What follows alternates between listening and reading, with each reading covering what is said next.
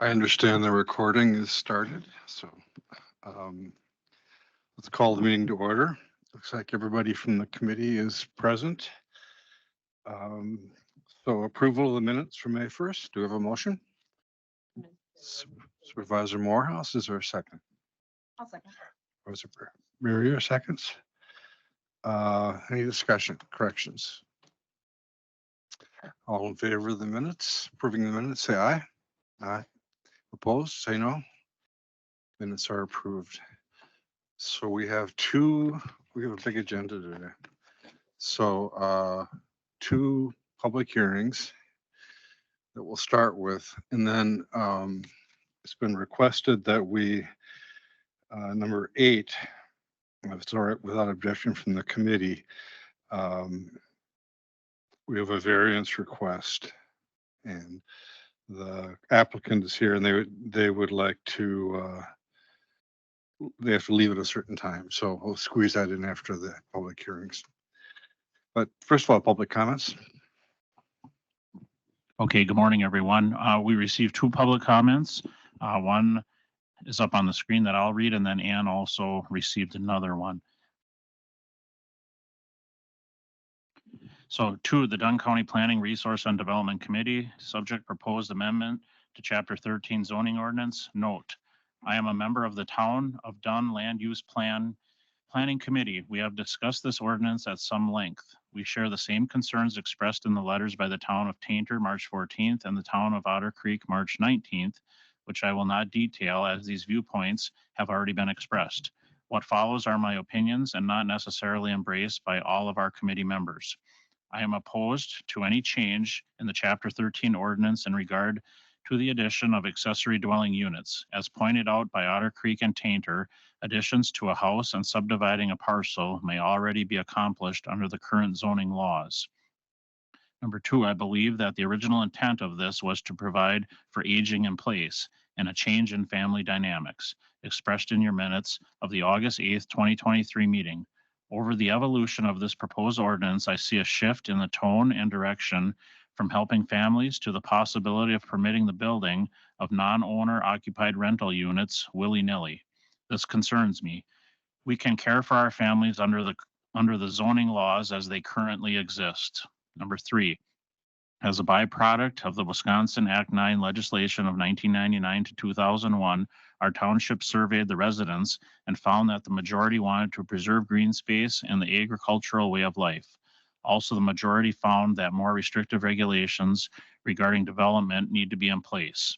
In addition, the survey showed that people wanted to preserve wildlife, to protect woodlands, and to protect environmentally sensitive places. This amendment does not support the desires of our town's residents. Having said that, I realize we are able to have more restrictive policies than Dunn County's zoning law. Number 4, in your recent informational sheet on development-friendly municipalities that I received under both purpose and intent and why be development-friendly, you state twice to increase the tax base. Later in the same sheet, you fearmonger us with the paragraph which includes deteriorating community, disinvestment, dwindling labor force, and a declining tax base, making it difficult for the local government to sustain itself. I see none of the above. Dunn County now has approximately 698 employees and a budget of $1 million plus or minus. I would like to see you reduce, $100 million plus or minus. I would like to see you reduce the tax base, not increase it.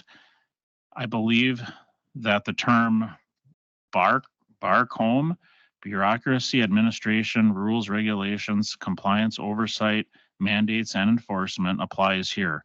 We have more than enough of this now. In short, we can't continue to provide everything for everyone at the expense of the taxpayer. It is my opinion that excessive taxes and bureaucracy, rather than the lack of development, will eventually cause an out migration. Number 5, development is inevitable, but development for development's sake and to increase the tax base should, in my opinion, be avoided. Respectfully, Richard Thomas. And I'll turn it over to Ann for the next public comment. All right, this comment came in yesterday. It was dropped off in our office. I cannot read the last name, but the first name is Susan. I believe this is a neighbor of one of the people applying for a rezone, the Pellners. Members of the Dunn County Planning Resource and Development Committee, I would like to express my concern of the possible safety issues that will arise if this property is rezoned from general agriculture to residential 2. In November 2023, we received a letter from Mr. and Mrs. Pellner explaining their intention to rezone this property so they could build 3 duplexes with zero entry. As I understand from this letter, they want to build a duplex for the Mrs. Pellner's mother and her grandchildren who live with her. Their wishes are to build 2 more duplex to rent out, but with preference given to renters the same as Mrs. Pellner's mother. I attended the planning meeting in December 2023 at the Menominee Township Town Hall and tried to express my concerns. My concerns of the safety for the children in the rentals have only increased over the past few weeks. We are dairy and cash crop farmers. Our equipment is quite large and we operate at safe speeds, but it will cause children entanglement if they are hiding in the fields. We have had trouble with older children driving in our field, causing crop damage, and also just walking in the cornfield along fence lines in the brush and large round bales. It is my understand with a R2 zone, there has to be recreational area. I would truly hope it would be a safe area. The creek that is located south of this property could be considered recreational area if it was not also by bears, large coyotes / wolves, and other wild animals. In the past week, we have ran off a very coyote wolf away from our cattle. I have ran it off 3 times, and yes, it has gone south to Wilson Creek and also to Annis Creek. In 2021, we lost cattle to wolf depredation and were issued a wolf kill permit. If this property is rezoned R2, 3 duplexes built, let guess 2 children per house, that means 12 children living and playing in that area, close to Highway 12, railroad, and our fields. Not safe. Thank you. Respectfully, yours, Susan G. Gayla, thank you. Okay. Do we have any public comments from anyone? Ron first and then rerun them in the back. Go ahead. Come on. Please come up to, to the podium and make sure the mic is on.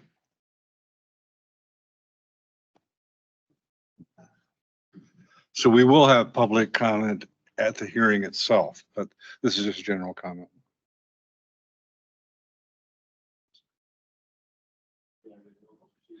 Can you turn the mic on? I know how to do it. Thanks, Ron. I will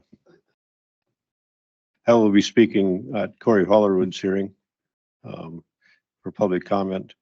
I didn't know if this is the appropriate time to speak to the accessory dwelling as a public comment. For that, yeah. As most people know, I'm chairman for the town of Grant. Our town is primarily zoned intensive ag. We're a farmland preservation agricultural enterprise unit under the state law. And we have GA in our township on our map because we've been farmland preservation zoned since '81. When they changed the law, or under the old law, under the farmland consolidation, we had, if a neighboring farm or somebody bought a farm, it was allowed to survey out, and we typically did 5 acres with the farmstead, with the old farmstead, and so when the new farmland preservation came in under the new state law,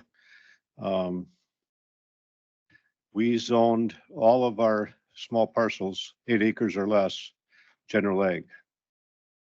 I've gotten a couple calls on this. I said, I don't think it'll affect us, this accessory dwelling. Under general ag, it's my understanding that you need 8 acres or less for a dwelling. So I think that's the rule. So if you had 40 acres, if you had if your town was generally zoned general ag, you could have 40 acres and you could have 5 houses out of 40. My concern is how they would handle it in our township when we have already the smaller parcel and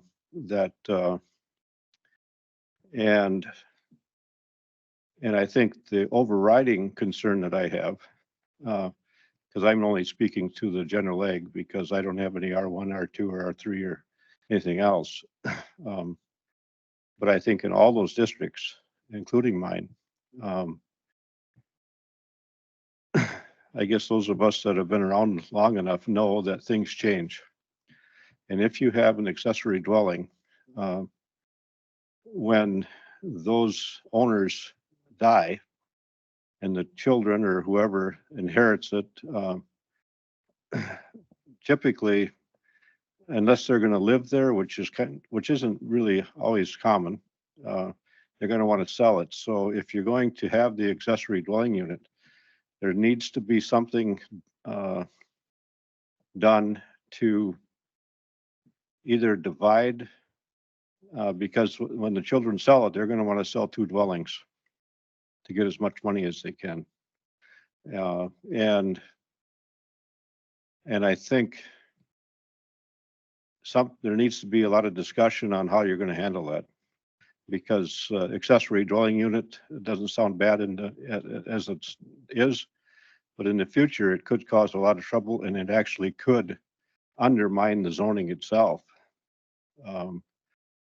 simply because of the lot sizes. In ours, I don't know if there would be, if we did it in our township, we have 1.5 acre minimum lot size. So a 5 acre general ag or something like that, they could put another house there under this ADU or a trailer or whatever and rent it out.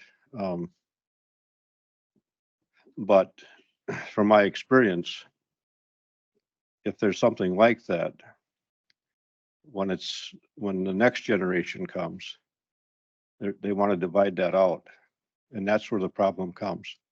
And so I think that needs to be addressed. And I can't say 100% support. Our township doesn't support the ADU. We discussed it at our board meeting. Personally, I don't like to limit people's choices. But I do know that if it goes through in the general ag, we could have issues in the future that could be quite contentious. So, thank you. Thank you, Ron. Let's see, back here. Anybody, any public comment? Not here, not for the public hearing, but just general public comment. Are you gonna explain this, or you want to wait till? Whenever you like.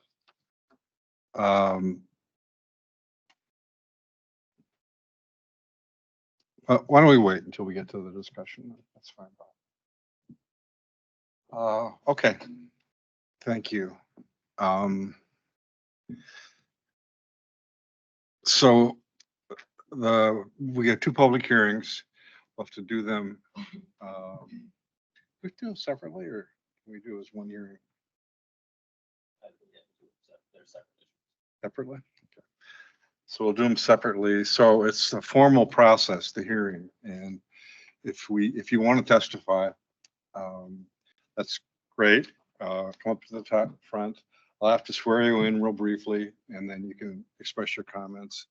Then the committee, the staff will first of all do a report. the committee will ask some questions and then we'll ask for testimonies from the public. And then the committee may discuss the issue. I think probably after we adjourn both hearings, we will move the decision about the rezones up to the next item of discussion. So I'm sorry. Is it to help by talking to this? Is that better? Okay. I was thinking I was helping you. I'm not. Anyway, so we'll open the first hearing, which is for the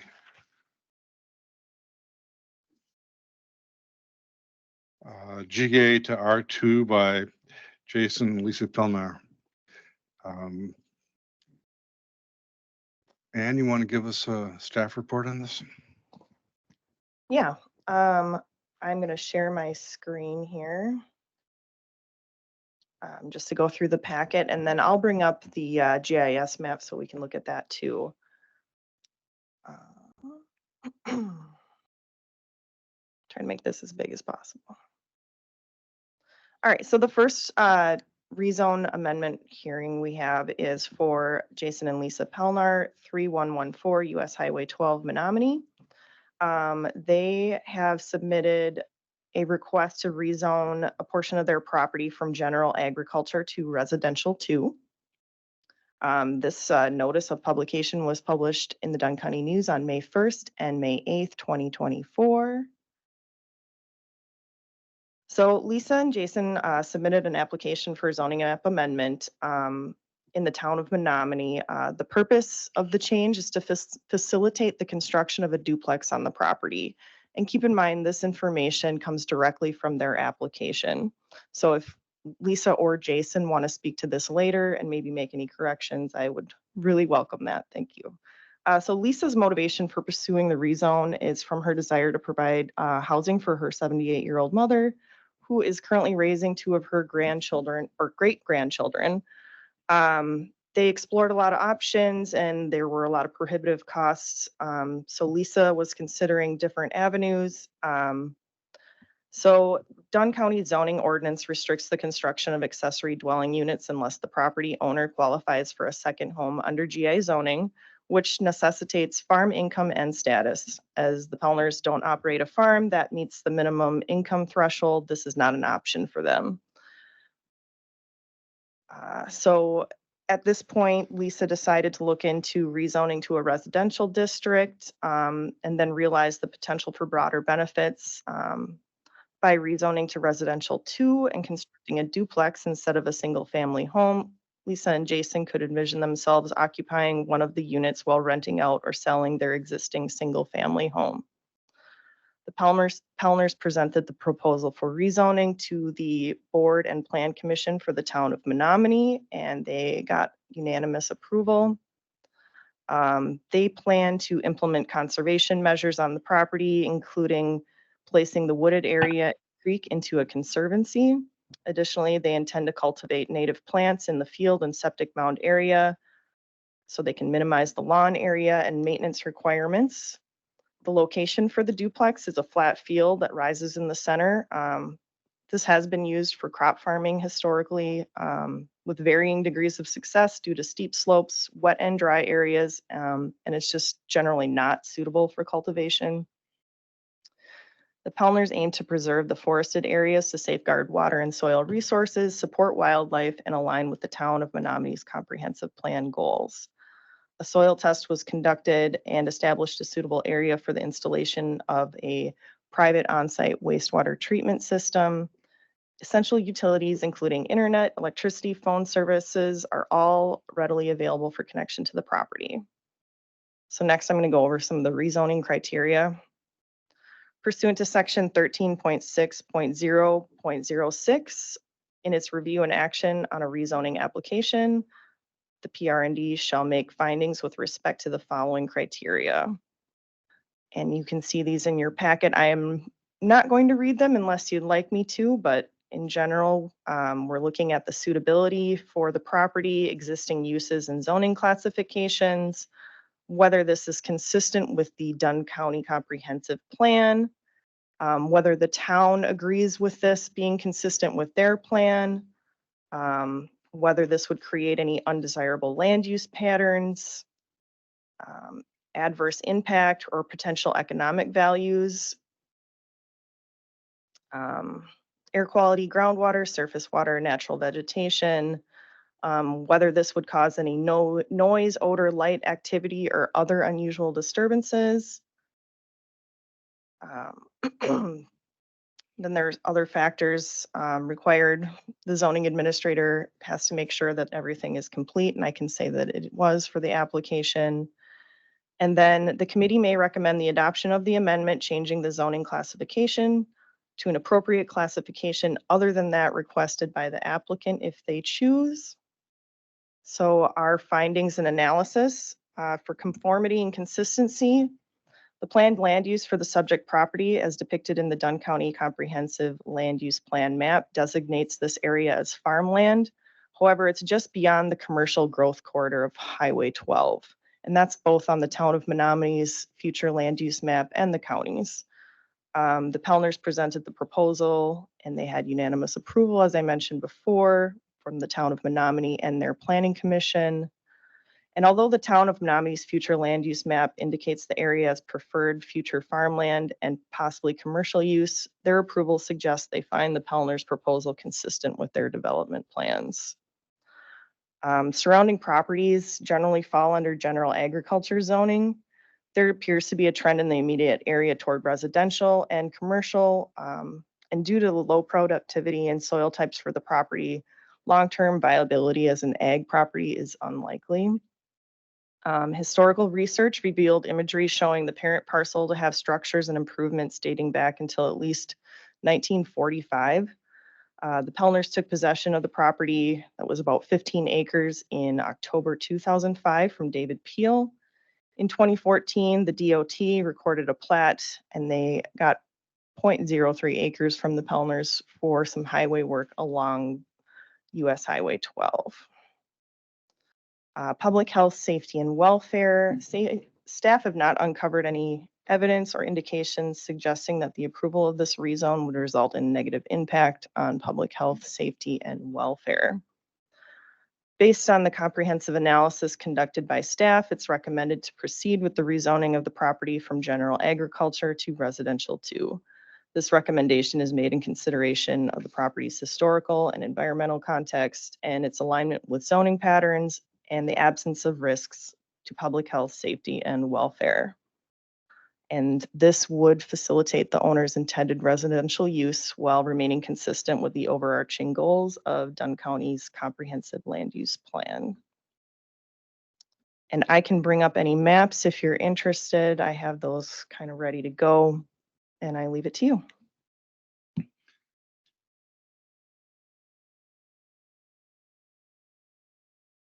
Any questions on the maps or the presentation? Just one question, Sure. Mr. Chairman, for Ann. When they talk about the conservation goals, unless it's in writing, that doesn't mean nothing, right? I guess that's for you to determine, but I Okay. don't have anything in writing and there's no contracts or anything That's what I guaranteed at mean, this point. Yep. But the, like the future, like owners could have a different like philosophy. Yeah, if it was actually put into a conservancy, then they most likely wouldn't be able to change that. Right. But at this point, It's not in a conservancy. right. Okay, thank you.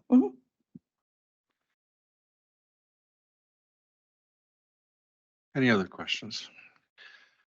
How have we handled, have we done in the past situations where we've required either an easement to be held by the county or by a public other entity to provide the conservancy?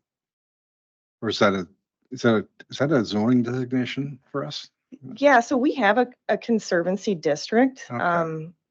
I haven't had anyone change to this zoning designation since I've been here the last like 2.5 years. It's a possibility. It would make sense for this area if they were to kind of parcel off another section for that conservancy. There there's also other ways to do it too. I have a feeling that the applicants have a plan and that I believe the town of Menominee has a green space requirement for residential properties. So I do believe I see someone in the audience that might be able to speak to that. Well, that sounds like a hint. Um, Any other questions? Yeah, one more. So there's 15 acres altogether. So how much would go to R2 and how much would stay with the, like the single family home? For some reason that I am blanking out on that amount, so maybe I can bring that up in my packet again. Unless Tom remembers offhand. It's not the total 15 acres. It's only I believe it's, was it, If you give me a second, I can go through my records and find the certified survey map that was submitted. I might have it in the packet here too. And of course, I'm sure that the applicants know.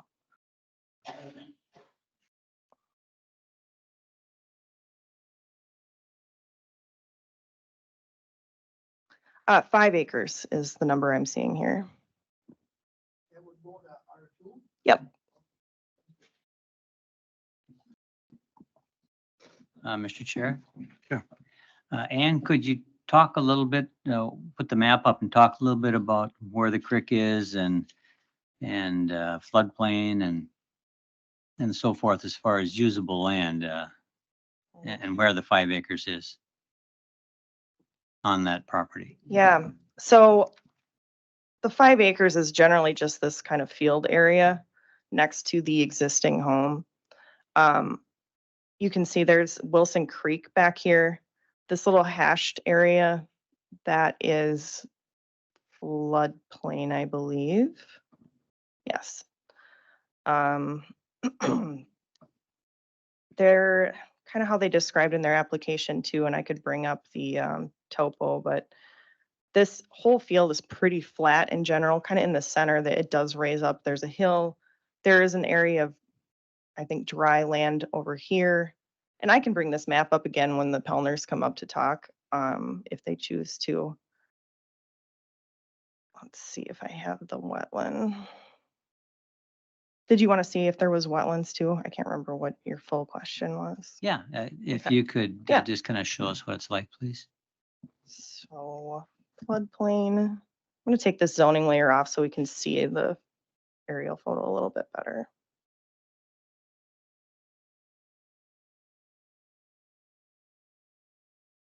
Why am I not seeing the wetland? Thanks, Tracy. There we go. So generally, I mean, as you'd kind of expect, it runs along that area with the Wilson Creek as well. So I believe this is the area that they're considering creating for the conservancy, this forested and wetland area.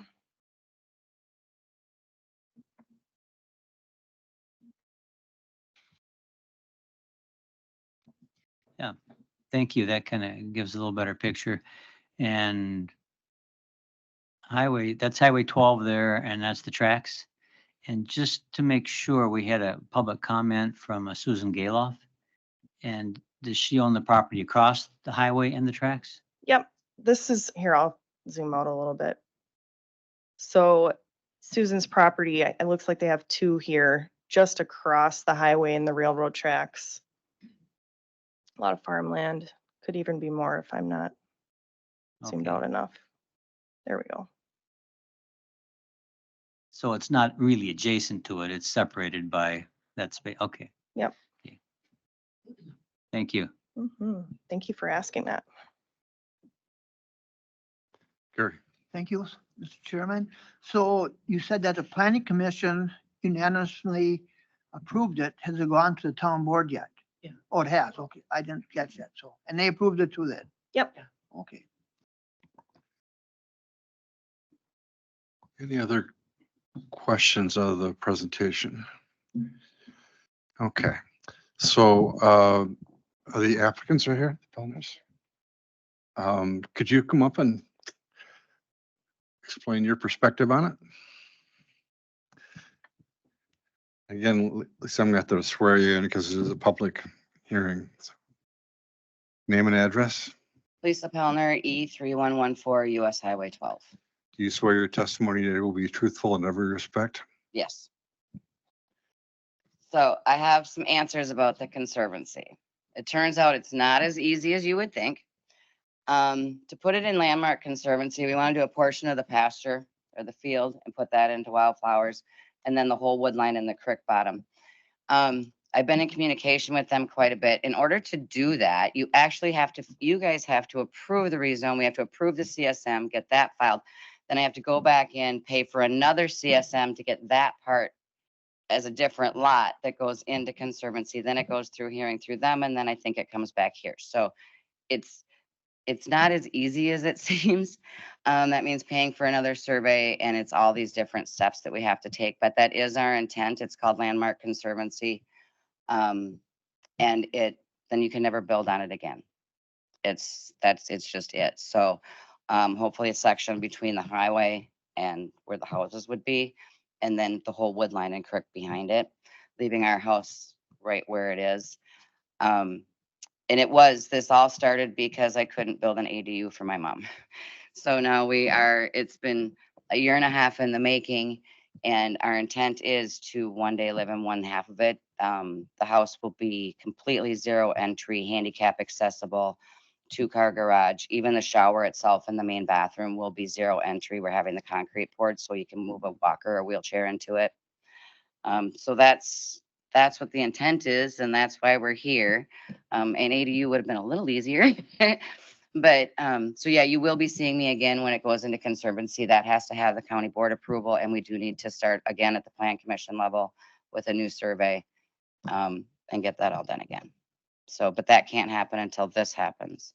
And then we have to release part of the property to them. It's quite a process. So, and to speak to Mrs. Galoff, she was at the plan commission meeting. And yes, we have a bear. We have some wolves. They took out some of my chickens. I have coyotes. I have a creek. We fish in it. And there's been children raised on that property for a lot of years. My adjoining neighbors on both sides and for about a mile down the road, either way, all are residential with lots of kids. There's actually several rentals right next to me and going down about 4 properties that are definitely not kept up. This we plan on keeping up because I live there. So any other questions for me? Any other questions? Can we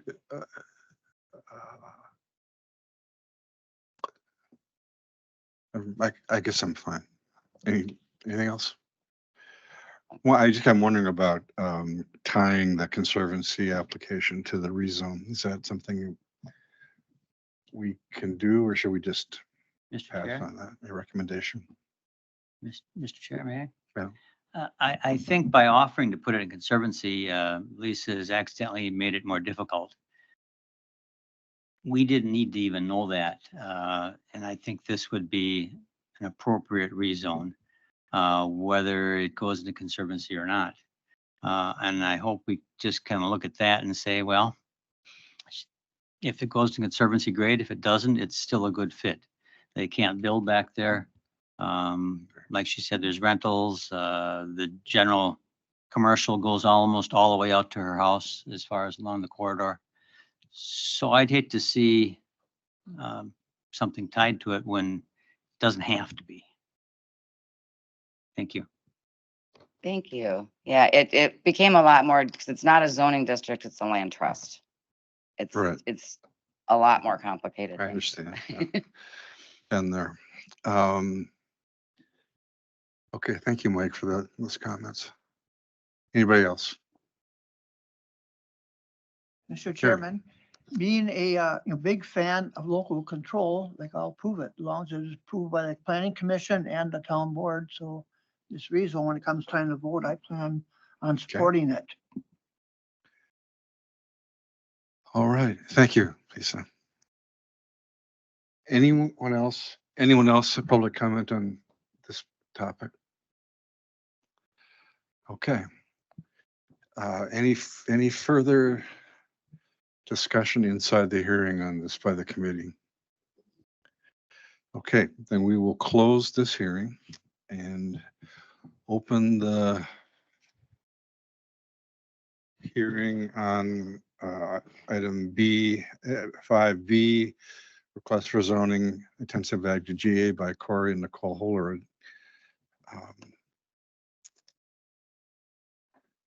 And can you provide the staff report? So this one was also noticed in the Dunn County News, May 1st and May 8th, 2024. The applicants are Corey and Nicole, and I apologize if I'm not pronouncing this correctly, but Hollerud, N11777 County Road M. They're looking to rezone 4.3 acres from intensive agriculture to general agriculture. Their property is in the town of Grant, and the intent of the rezone is to facilitate the construction of a new shop for their business, Creekside Custom Ag LLC. Corey, with 15 years of experience in the industry, established Creekside Custom Ag in 2017 after working for another manure applicator in the area. They specialized in manure application services, utilizing a dragline system for injecting manure onto farm fields. Creekside Custom Ag serves farms and ag operations in the region. And again, this is all just from their application, so the applicant can speak to this if they like as well. So this business plays a role in supporting ag activities, but it doesn't fall under the permitted uses outlined in the intensive agriculture zoning district. Instead, as an agriculture-related business, it qualifies as a conditional use in the general agriculture zoning district under section 13.2.8.07 sub 4. So consequently, the applicants are seeking to rezone the property to GA to align with the zoning requirements for their business. Per the zoning ordinance, the County Board of Supervisors cannot rezone land out of intensive ag unless the Planning, Resource, and Development Committee finds the following as part of the official record. 1, the rezoned land is better suited for a use not allowed in the zoning district. 2, the rezoning is consistent with any comprehensive plan adopted by Dunn County, which is in effect at this time of rezoning.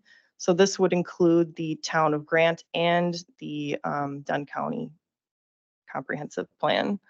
Number 3, the rezoning is substantially consistent with the Dunn County Farmland Preservation Plan, which is in effect at the time of rezoning. Some criteria that are applicable to all zones. We went over these in the last one, but again, we're looking for consistency with the Dunn County Comprehensive Land Use Plan. We want to see that the existing uses and zoning classifications are in alignment, that this is suitable for the property, the trend in development, whether this would have an adverse impact on the use, enjoyment, or economic value of other properties in the area, whether this would cause noise, odor, light, activity, or unusual disturbances. For vacant property, which this does not have any structures, we're going to look at the length of time the property has been vacant as it is zoned, considered in the context of land development in the area. So we're going to look at the public health, safety, and welfare, any historically significant features.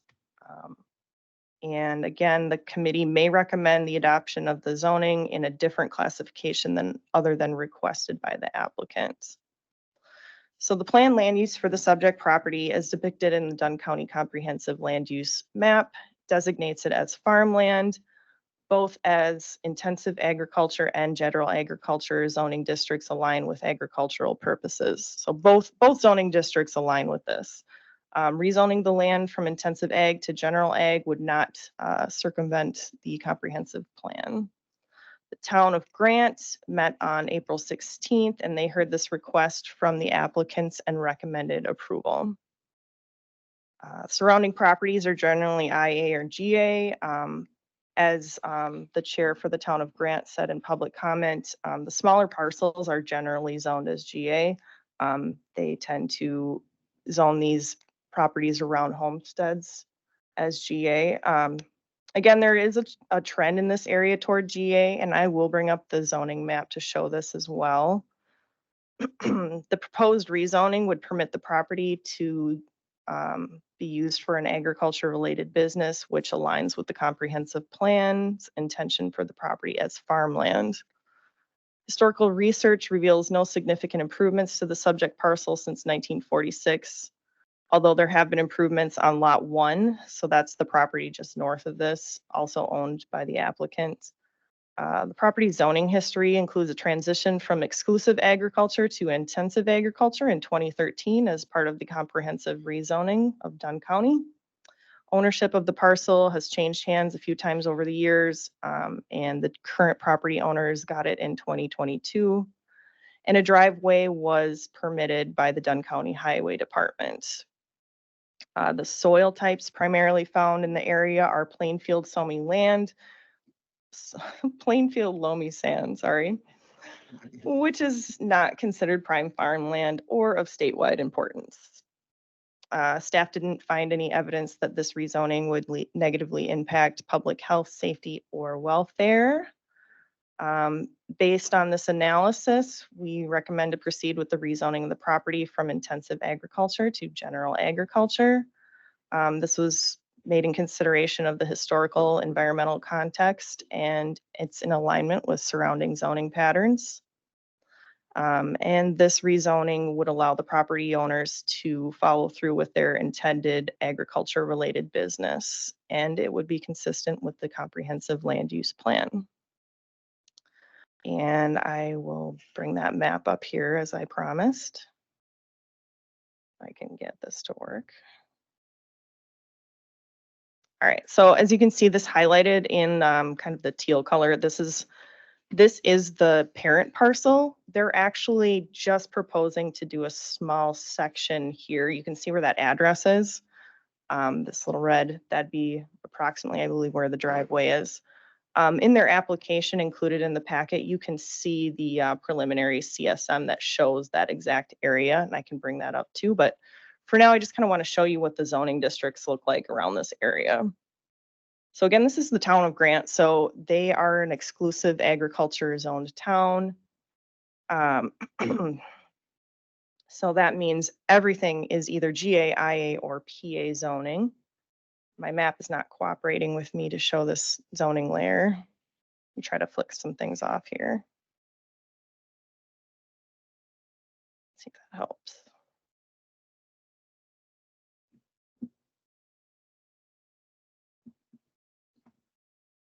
Anybody with GIS experience understand why my zoning map's not popping up?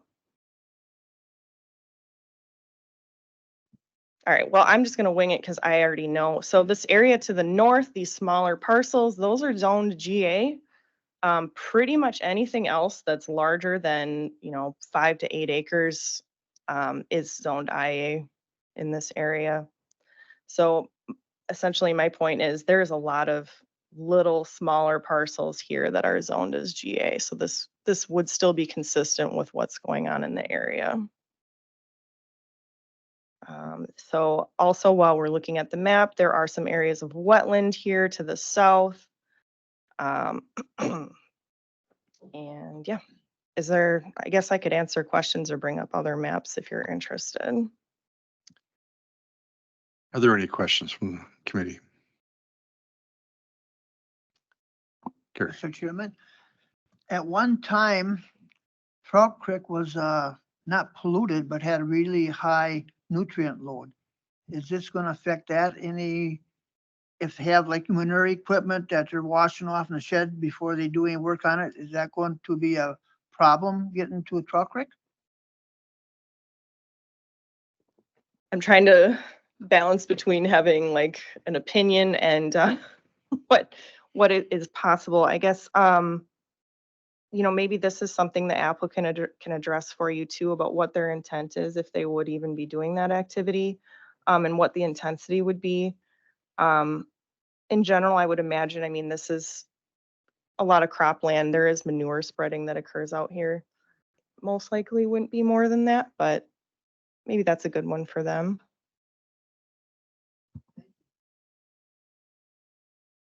Any other questions? Okay. Are the Holroods here? The applicants, would you like to come up and? Again, I'll have to name an address and then I'll briefly swear you in.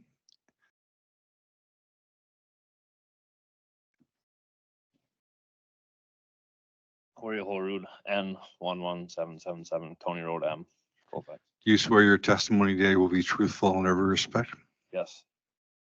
So to answer that, we'll have a 2,000 gallon holding tank set up that we'll have to have a septic company come out and pump out for any washing that we do inside. So it's already had H&H come out and we've done the perk test and had everything set forth with that and had that approved.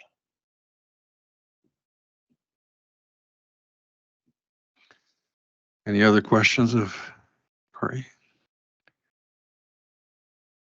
Anything else you want to? I don't think the presentation covered it all pretty well. Yeah, Okay, thank you. thanks. Any further discussion? Was there to be a public comment? What now? Was there to be a public comment? Well, that was the public, that was the applicants. Is there any other public comment? He said he wanted to make a public comment. Do you want to say something, Ron? Say again? Unless there's some questions for the town. May I ask? Yeah. I am interested in hearing what the town has to say, because I don't think there was any recommendation from the town included here. Oh, there Yeah, was? the town recommended approval. Oh, okay, never mind.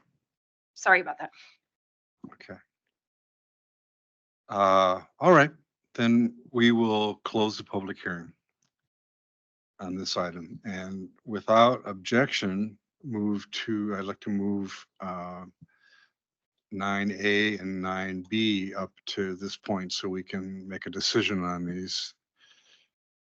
I don't see any objections, so we'll move to the first request, 9A, a request for zoning on the Pilner property.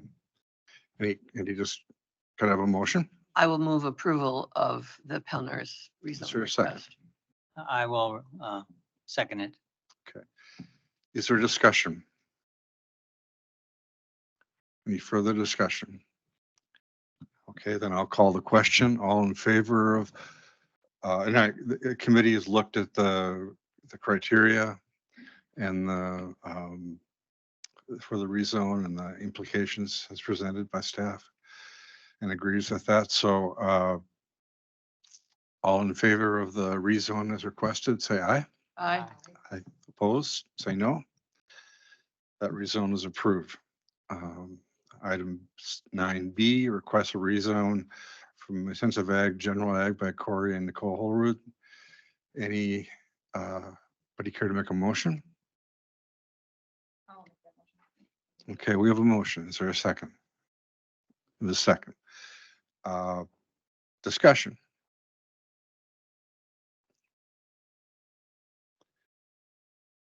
Any discussion on any of the criteria having not been met? Okay. Then I'll call the question. All in favor of approval of the rezone based on the recommendation and the discussion, say aye. Aye. Opposed, say no. That rezone is approved. Okay, thank you both for coming today. Appreciate it very much. Can I ask you a question, sir? And maybe my memory's getting bad, but doesn't the county board approve it? We just sent it on to the county board. You said it was approved unless I've screwed up. Right, so go to the county. Okay, goes to, sent to county board. We're approval. saying, yeah, we're approving it as a committee and forwarding to the county Okay. board.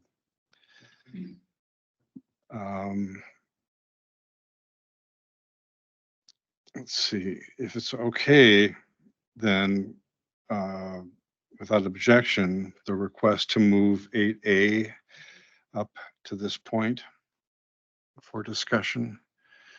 I don't see any objection to that, so we have a variance request. Tom, you want to give us the summary? Yes, good morning, everyone. So we have a variance request from Kevin and Deborah McGrath. They're requesting a variance to create two new lots, which exceed the 4:1 depth to width ratio requirement in section 16.46 sub 2G of the Dunn County Land Division Ordinance.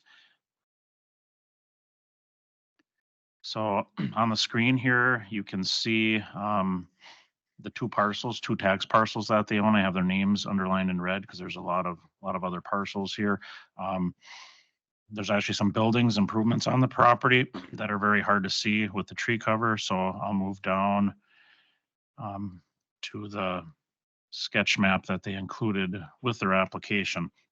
So just a little background, Kevin and Deborah own a tract of land located in the town of Tanner. Current zoning of the property is R1.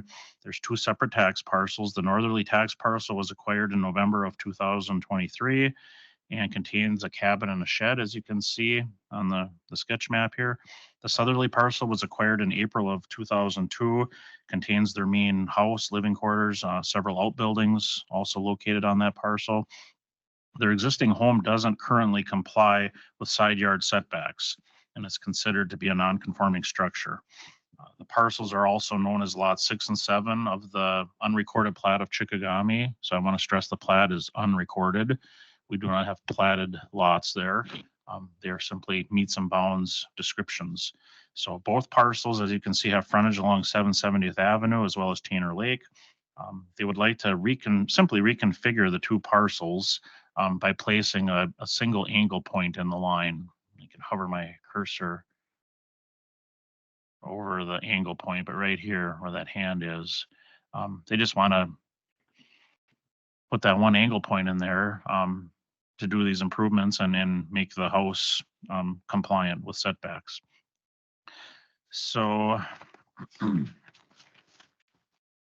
in order to do that, a new certified survey map is required to be submitted and approved by the county. Of course, the CSM has to meet all ordinance requirements. And again, section 16.46 sub 2G states in part, the depth of any lot shall not be greater than 4 times the lot width. Both of the newly proposed lots, you see up on the screen here, will exceed this ratio requirement. Not by a lot, but they do exceed it. So if you look, they roughly have 100 feet of frontage, so they're only allowed to go back 400 feet. And when you add the numbers up, it exceeds the 400 feet.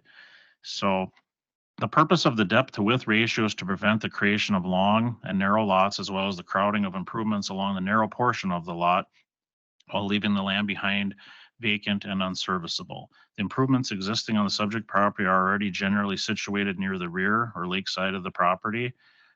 The presence of very steep slopes between the improvements and Tanner Lake would require that any new structures would have to be placed near the front of the property.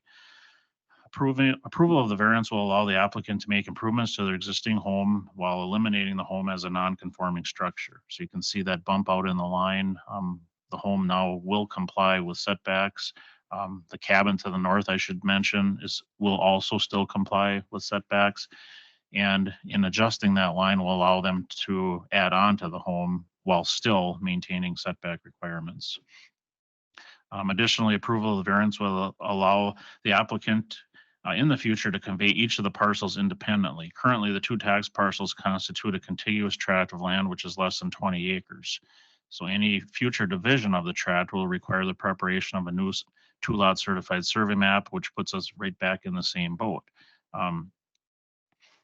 So with an approved variance to create 2 separate lots, if the committee does not approve the variance today, these 2 parcels would have to remain under common ownership, could not be separated without violating our land division ordinance. So approving the variance, I know right now, and the applicant is here, Kevin and Deborah, I don't believe they have immediate plans to separate the parcels, but in the future, that would give them the flexibility to convey lot 1 separately from lot 2. Right now, they can't do that without a certified survey map. So when we look at the variance requirements, there's 3.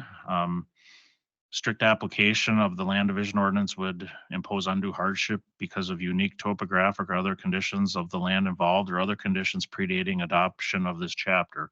So these lots were lawfully created years ago. They're considered to be existing non-conforming. They certainly predate the adoption date of this chapter. In order to make them in compliance, the applicant would have to purchase additional land to the north or south, which in their estimation and mine would be considered an undue hardship. And it would also result in those lots, if they gave up some land, their lots are already existing non-conforming. The situation just, keeps, it's a domino effect. All the lots out there would be affected, or at least the adjoining lots. So certainly a hardship exists. Number two, the variance shall not impair the intent and purpose of chapter 16. In my report, I listed all the purpose statements of the ordinance. I don't intend to go through those now. If there's specific questions on any one of those, I'd be glad to answer them, but I don't believe their request would impair the intent and purpose of chapter 16. And then lastly, their request can't be contrary to Wisconsin statutes or Wisconsin administrative code. And granting of the variance would not be contrary to either one of those, the statutes or the code. So that concludes my report. Like I mentioned, Kevin and Deborah are here if you have specific questions of them. Kevin did submit a very well-written brief that was in the packet as well, explaining the rationale for doing this. So I'm going to turn it back over to you, Tom, at this Okay. point. First of all, does anyone have any questions of the staff report? Okay. If the applicants care to make any statements? Sure. Just name and address. That's all we do.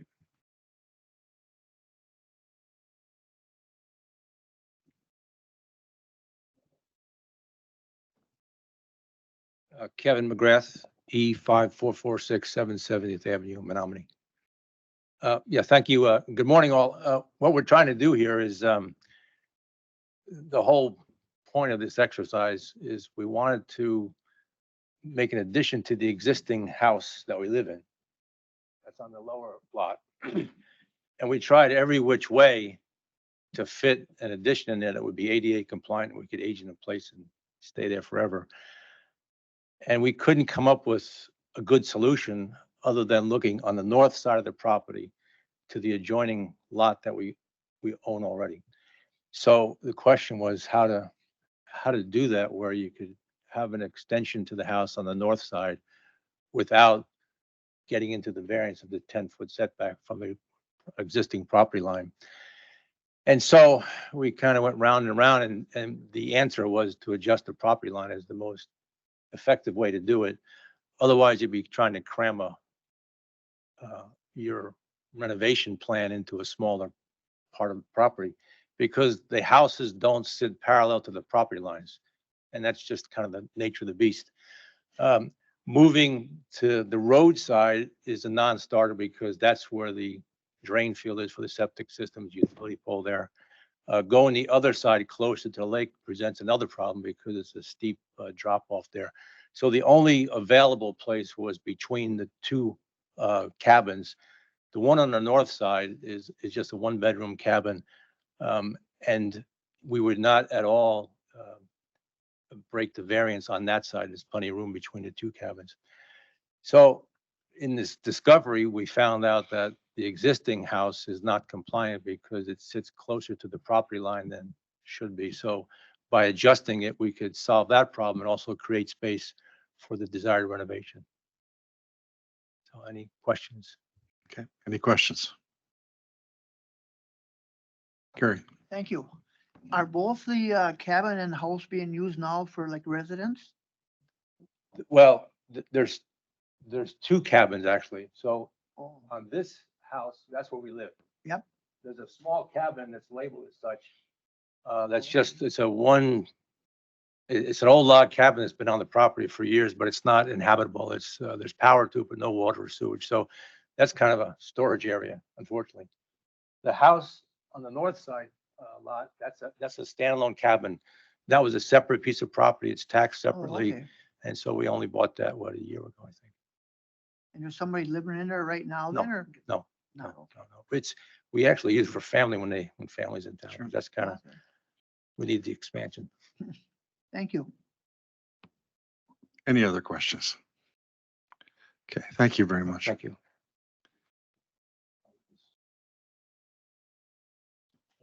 Any general discussion on the report or the comments? This seems like a really sensible Yes, way to that's- solve a couple of sort of pressing issues. So Yeah. I'm in support. Could I have a motion? I'll move approval of the variance request. Thank you. Is there a second? Motion and a second. Any further discussion? All in favor of the motion as presented, say aye. Aye. Opposed, say no. And the motion carries. Thanks. Thanks for coming, you guys. Thanks, Lisa. for coming. Well, it would be next month. So in June. I'm not sure if this is 2 month, two times?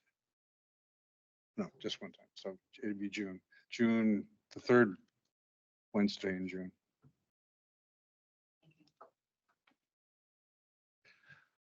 Okay.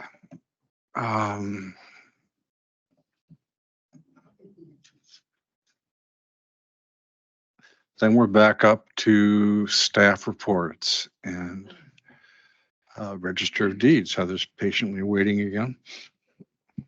Good morning. Just here for any questions. Any questions of Heather?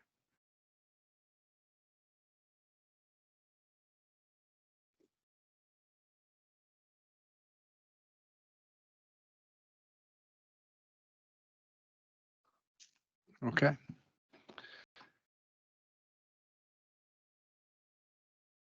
Mr. Carlson. Similar to Heather, I'm just here for any questions. I don't really have anything to add other than what was in the report here.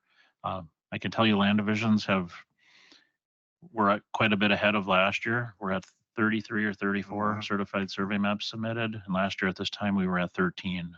So it's about almost triple. So it's been busy. So, Mr. Chairman? Yeah.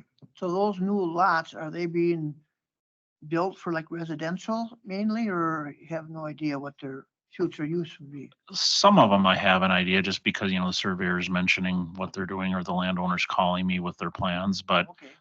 it's a mix. Some of it is they're splitting buildings off of 40 acres because a farmer wants the cropland and they want to,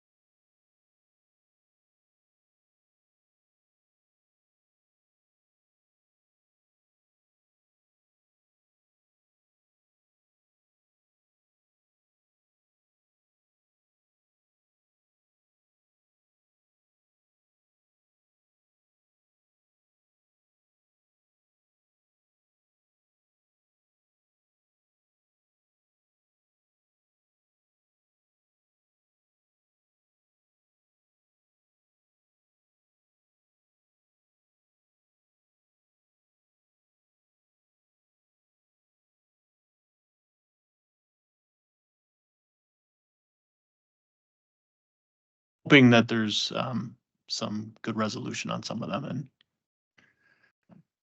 Okay. How we doing on IT? Do we need to take a little break?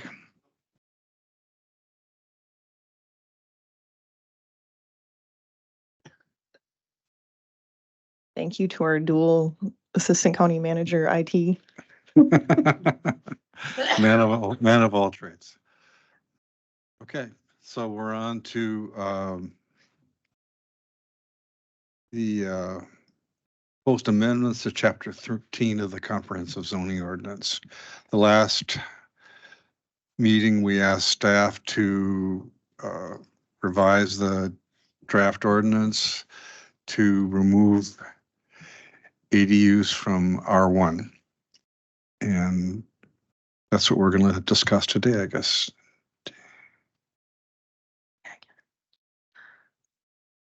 I can share my screen to bring it up if you want. Yep, so that's essentially exactly what we did, kind of necessitated a number of changes. So we removed attached ADUs from R1's permitted principal uses. Juniors came out of R1's accessory uses. We also attached ADUs had to be now specifically included in R2's principal uses, as that was referring to R1 previously. Finally, we removed, we had kind of placed the definitions of those junior ADUs in both the supplemental use regulations and the definitions sections. The definition for junior ADUs has been removed from both locations as it's not used in the ordinance anymore. Finally, there was kind of just a minor grammatical fix to in our supplemental use regulations, the provision kind of governing sales requiring a legal subdivision of the land. We just had to add quote according to unquote to one of the lines just to actually make it read properly, but no actual substantive changes to the meaning of any of that. Could you address the concern that was raised earlier about, well, what about in the future by Mr. Deutsch about in the future, if there was an ADU and the owners wanted to separate the cells separately, they still would have to meet the required land division requirements of the county, right? That's correct. And I understand that might lead to some frustration, but it's kind of, they will have to meet those requirements. Okay. So that issue is addressed in the ordinance. Anything else? Any questions? I guess I'm still on. So does that mean that the general ag is still permitted in? That's correct. It was Okay. previous version had general ag and that. Because I know that the town of Grant was kind of concerned, and at our last Colfax Town Board meeting, we think that the zoning right now is very adequate. You know, they don't want no change. And I'm getting a feeling that this whole like relationship between the townships and the county had been kind of flip-flopped. You know, it was before that the county was supposed to go or do what the townships wanted, you know, take care of the day-to-day operations, but now it seems like the county is telling the township, well, this is where it's going to be, you know, I mean, and then is it going to screw up the, like the definitions for the, for only 5 residential in the GA, because now you can be up to 10. So does that whole section have to be changed if they're going to be big enough lots that they can be separated in the future? You'll go from 5 permitted in a GA 40 to 10. So we're not anticipating changing any of kind of the acreage requirements for GA. They're going to have to, you know, meet those requirements. And this will not provide a backdoor for them to kind of subvert. But it's it's whatever. gonna screw or change the residential 8-to-1 ratio, right? No, It won't? I don't understand that. Maybe explain it to me, please. Yeah, so this can't circumvent any existing zoning rules that are already in place. So those rules that you're speaking to, the 1-to-8 ratio, Okay, this can't change that. okay. And I think too, just so I think you guys understand, but maybe the general public might not understand that in general agriculture, you can build a second home right now, and it can be a duplex or a single family dwelling. But in order to do that, you have to meet farm definition requirements, meaning you have to make $6,000 per year in farm income, and you have to be considered, there's rules for being considered a farm. And anyone could live there. You could have a relative that lives there, you could have a farm worker that lives there, things like that. But really, to be completely honest, we look at that on the front end, but we're not monitoring who lives there in the long term. If they end up renting that house out to someone else, the likelihood of us knowing that is pretty low. Although if we did find out, it would be in violation of the ordinance. So I guess I look at it as though, we're opening up this housing option to more people than we previously did. So it is something that's already allowed. We're just kind of opening it up a little bit more to more people. We still can't circumvent those 1-to-8 ratios, density, things like that. Everything else would still apply. Cause I thought, I was reading in it that were the, what was I gonna say, but the 8-to-1 ratio, and you're talking about like your multifamily, that can be approved in a GA, but it has to go to a board of adjustment. I think that's a special exception. No, It's not, well, that's so why, there is no multifamily, so just duplexes. So we can't exceed more than 2 units per per house. I think, maybe you're thinking of the special exception conditional use for non-farm in the IA and the PA districts. it's listed under general ag. That's what I was looking I'm at. trying to, can you repeat it again? I can look too. I thought that like duplexes are okay in a general ag, but they have to go to a board of adjustment. They're okay, but they don't need to go through Board of Adjustment. It's done by administrative approval. So our office would look at it when we issue a zoning permit, and we would have to say that it meets the standards that are already in the ordinance. And those standards are the ones that refer to them being a farm family, meeting those farm income requirements, and who specifically can live there, workers or members of the family. But I would just like to be like more consistent, Why can't we just have it that the county approves the ADUs, but the townships have the final say? Because who knows better than the people that actually live in an area than a group of people down here in Menominee? And if we want to be more consistent, because I remember on our legislative agenda, one of the items coming from this committee was a significant amount of local control on the sightings of CAFO. So here on that legislative item, local control means a lot. And the other one, well, we'd rather do it down on the county level and not where the people, it's just a philosophical that I like to be more consistent. If we're going to say local control, fine. But if we're going to say, well, on certain situations, it don't matter. Sure, and I totally understand what you're saying here, and I think the majority of people agree that, the towns are going to know things differently and more intimately than the county. However, I do need to point out again that the county is not pushing anything. This is a decision made about a zoning ordinance through the county.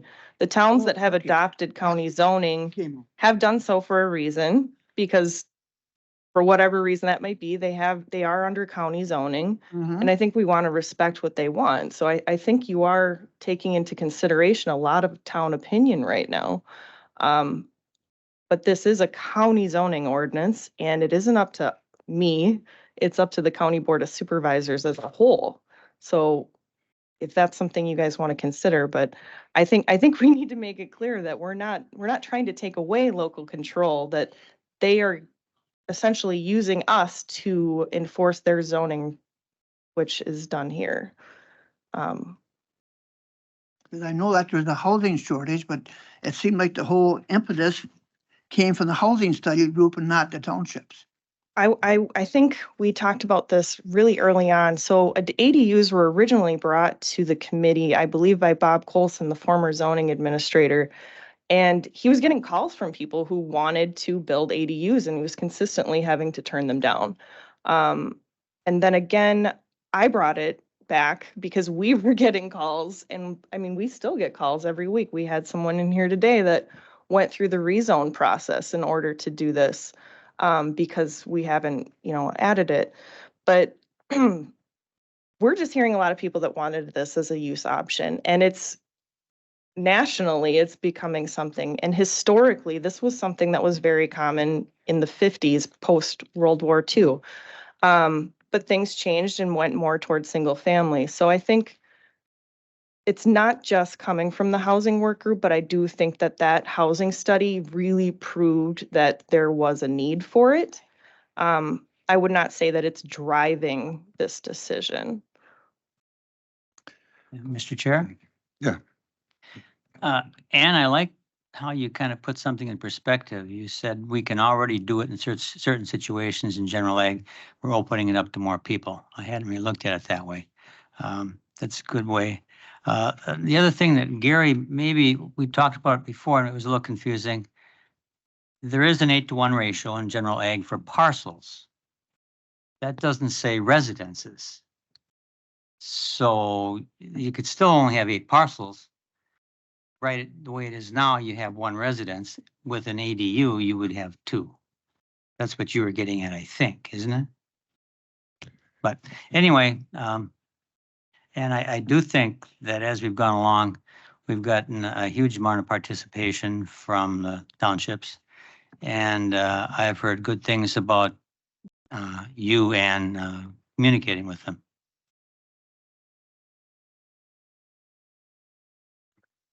I wanted to share another thought regarding Gary's concern that this is something that's coming from like the county or the housing work group on down.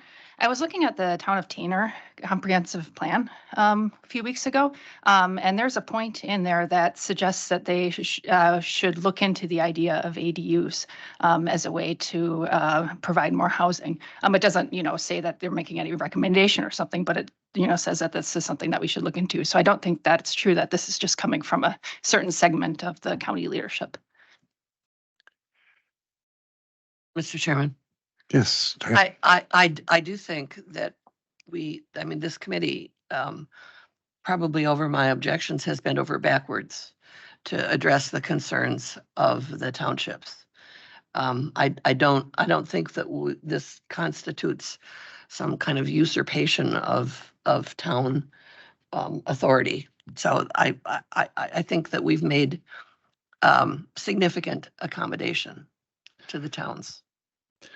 Yes, I agree with that. And also with Ann's characterization of that we already allow this in general ag in certain situations. And we have had quite a few people approach the citizens, who live in general ag areas, approach the staff, but also take time to come to these meetings one after the other and sit through long meetings because they want individually to have the right to do this because it makes sense for them.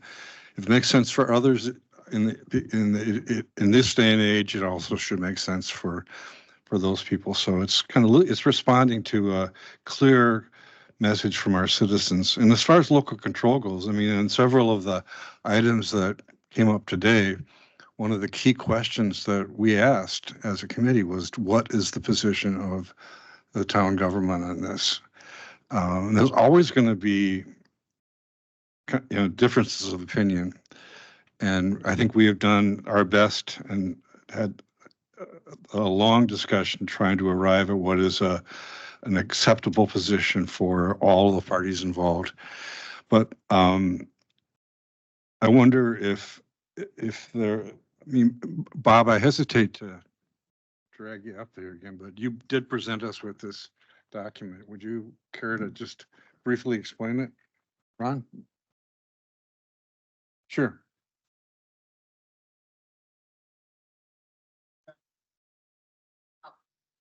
Well, you know, okay, Ron, why don't you ask your question, and then Bob, you can make your comment.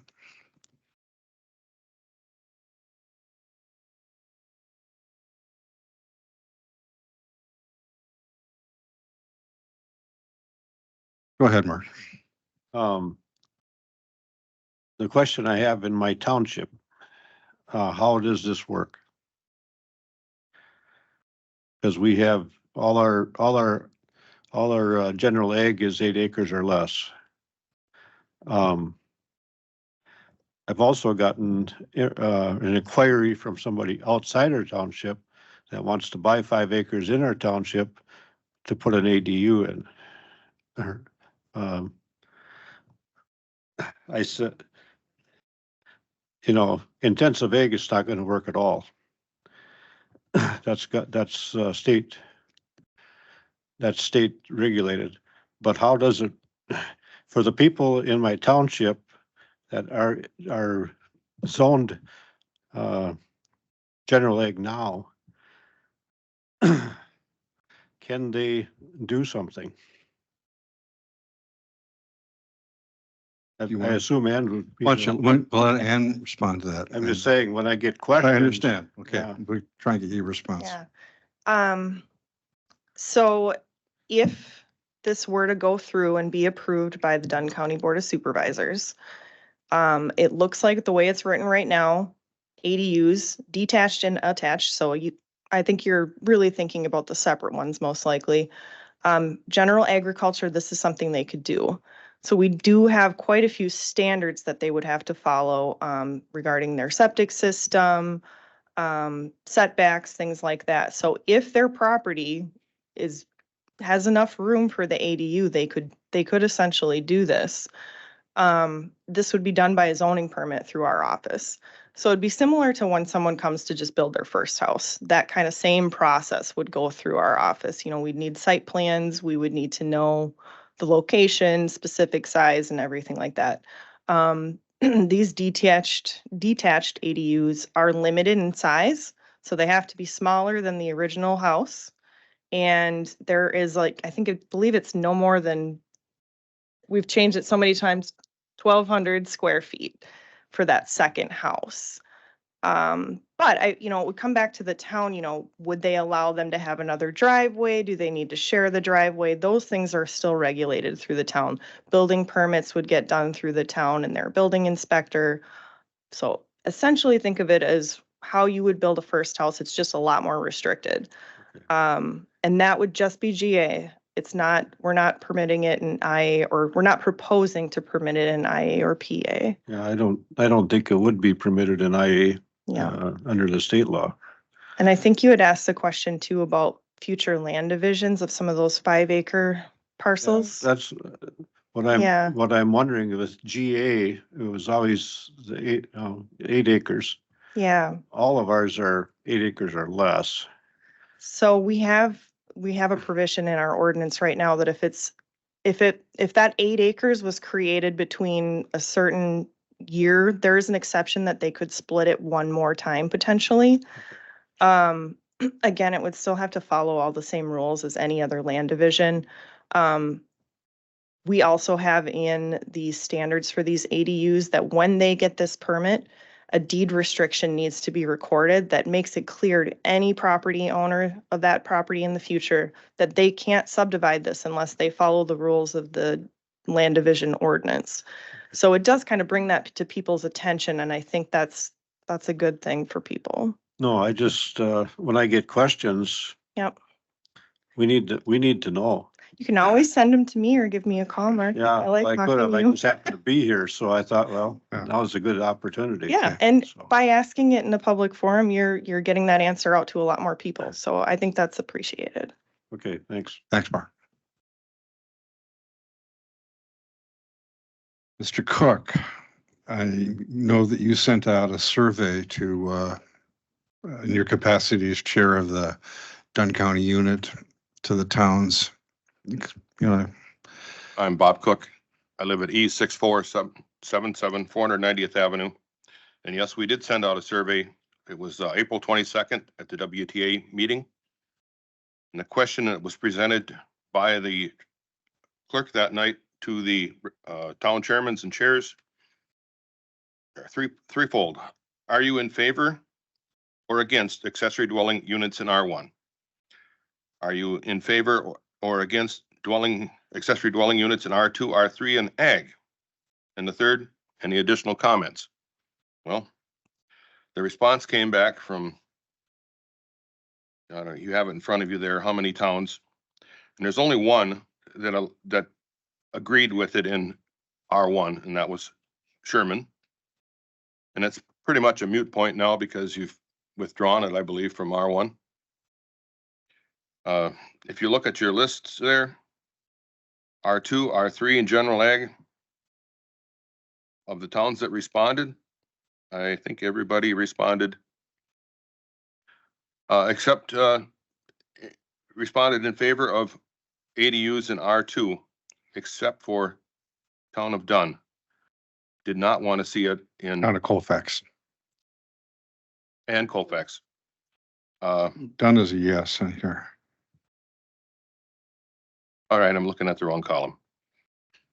The stipulation from town of Red Cedar would be that ADUs would be permitted in R2 in General Ag with a 2-acre minimum, because if you'd want to sell it off, you cannot create a substandard lot if you only have an acre or 1 9/10. Can't be split off. But Mark just brought up a question or point. Weren't these detached ADUs supposed to be within so many feet of the original house? So there's a standard right now that says that it has to be within 300 feet. That's what I thought. Yeah. So if he has an acre parcel, really want that house within 300 feet if you're going to eventually split it off? Might as well live in town. Just a question I brought up, I'm thinking about.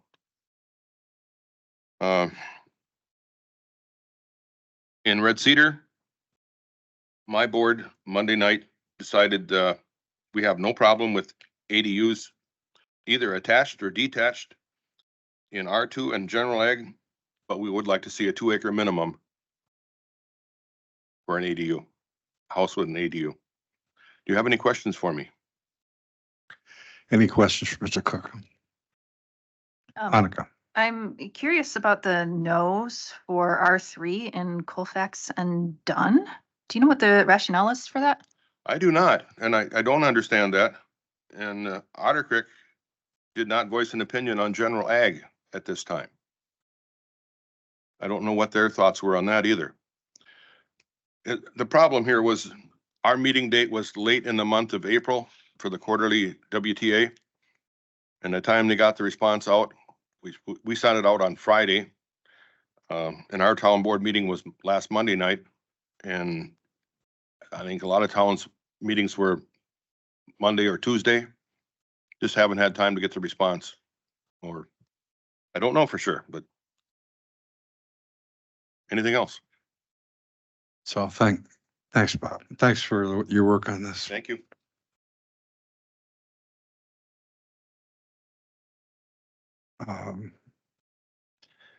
Any comments or questions by the committee or discussion by the committee?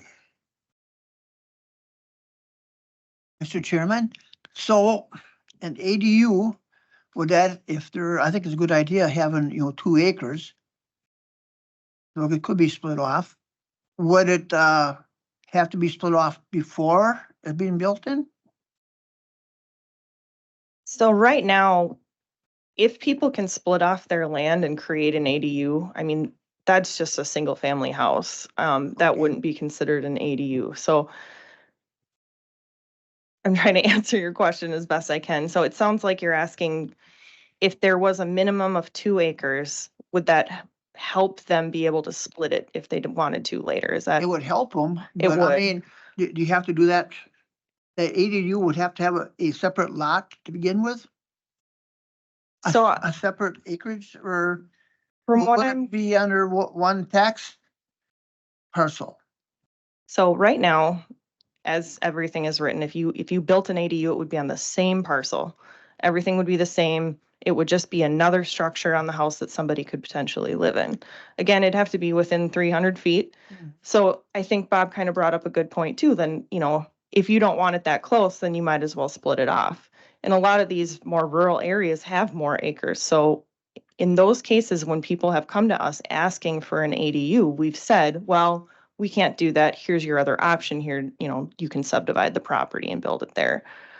I think when I look at ADUs, a lot of the intent in my mind is so that they can share utilities, they can share, you know, childcare services, things like that.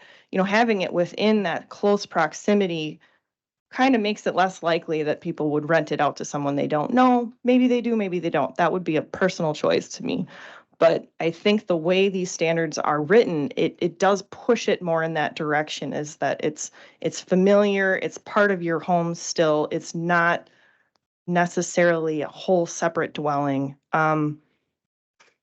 I think if we were to add the 2 acres, it wouldn't necessarily solve the dilemma of them splitting it off, because they would still need to follow all of the other land division requirements. They might not be able to, especially if, you're in that 1 acre minimum, you're including road right of ways and things like that. There's a lot of other complications that would be involved with that. I do see on here that the town of Tainter is suggesting a minimum of 1 acre so that the well and septic issues can be accounted for. I think again, that makes sense when you read it that way, but in all cases, you have to have enough space for the well and septic, for all those setbacks to be met. So if you don't have enough area for those things, you're not going to get an ADU. So I understand the reasoning behind the 1 acre, but I also should say that no matter what, they do have to have room for these things, and they have to be adequately sized and appropriate. I think I answered more than you asked, but I hope that helps. It helps, but what I was just really curious about is if it's like a 1 acre lot for the primary house and ADU, and they want to split it off, like you were saying before, that would create 2 non-typical or out of compliance lots, right? Because if you want to split it, then it'd each be half acre potentially. So by having a 2 acre minimum for that to be built, then if they do split it off, they would be a compliant lot. So why try to create problems down the road when you can do it right now and say, hey, if you got 2 acres, go ahead and do it. If not, it's not an appropriate place for that ADU. So I think that I understand what you're saying. I think the intent of ADUs is to have it part of your property, and it's just another option for property owners. It's not intended to be a future split off and sell it to somebody else. I think this is really the way it's written right now with the standards, the deed restrictions saying that you can't split it off, things like that. It's designed to be a part of your household and a part of your property, no matter what that size might be, keeping it close, sharing utilities, things like that.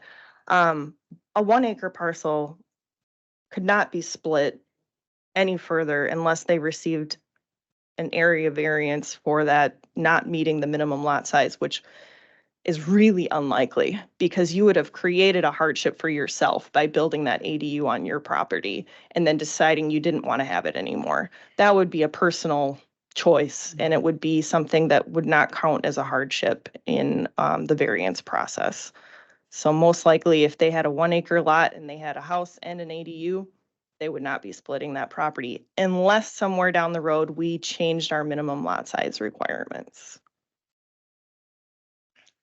I'm just concerned that it might be like a can of worms in the future, because right now, yeah, it would be family, but in 20 years, that situation could turn completely upside down. You might have a renter there, or person wants to buy it that you don't get along with. You know, so I think if we could somehow have enough acreage to make it, you know, like 2 acres, we could split it down to 1. You know, like you said, Bob said, if you want to live that close, then like go to the city. You know, so I think the I zone. won't say anymore. I'm Well, sorry. that's all right. I think that question and your answer were both good and valid points. I think that, and it does kind of come down to what we are sort of adopting an ordinance that allows individuals to create a different type of housing unit than we've had before. That type of unit at demand clearly exists in our community. We're trying to do it in a way that balances it, but we're not creating a new form of development. We're creating a new sort of strategy for expanding family housing.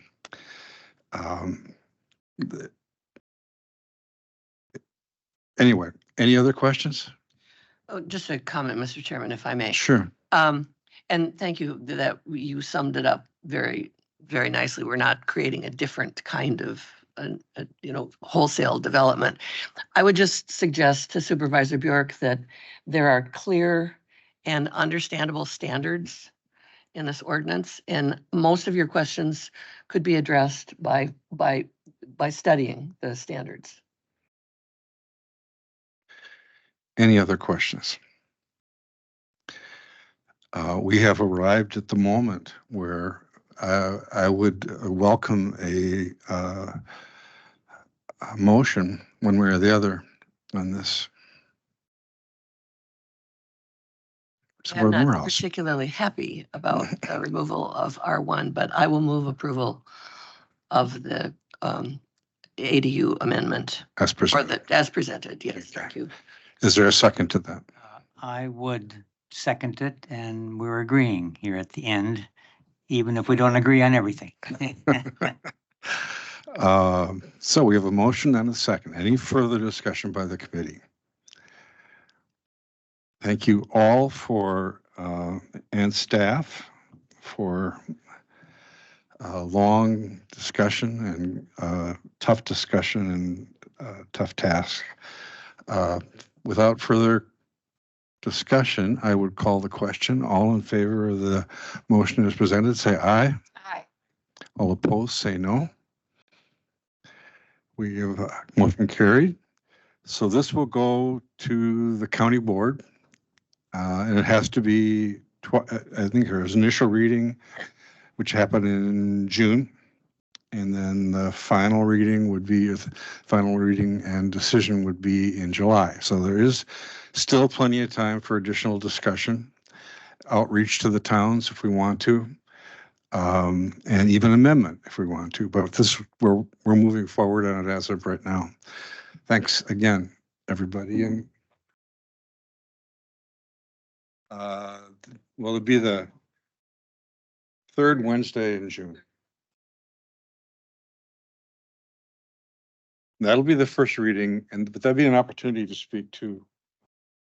And the board will have a lot of questions on this, so we're going to have to sort of, make as clear as we can about why we're proposing and moving this forward, and that it's been a tough decision, a tough process. Okay.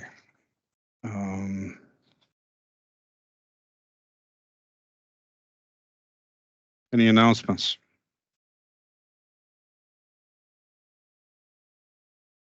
Our next scheduled meeting is June 5th. And with that, we are adjourned. Thanks, everybody.